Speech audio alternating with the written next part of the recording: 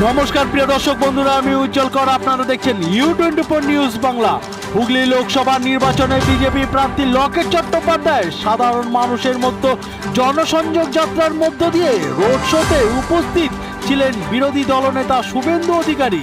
আগামী 20 মে হুগলিতে লোকসভা নির্বাচন, তার আগে হুগলির বিজেপি প্রার্থী লকেট চট্টোপাধ্যায়ের সমর্থনে পান্ডুয়া রোড শোয়ে বিরোধী দলনেতা।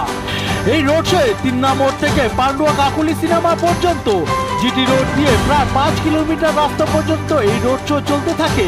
এই রোড শোয়ে রুট খোলা গাড়িতে বিরোধী দলনেতা শুভেন্দু অধিকারীর সঙ্গে হুগলি লোকসভা কেন্দ্রের মনোনীত বিজেপি প্রার্থী লকেট চট্টোপাধ্যায় সহ জনসংযোগে উপস্থিত ছিলেন বহু সাধারণ মানুষ। আমরা সরাসরি সেই চিত্র U24 নিউজ বাংলার পর্দায়। প্রিয় দর্শক বন্ধুরা, আপনারা আরো জানতে ও দেখতে অবশ্যই চোখ রাখুন ভরত কুমার ঝায়ের রিপোর্ট U24 নিউজ বাংলার পর্দায়।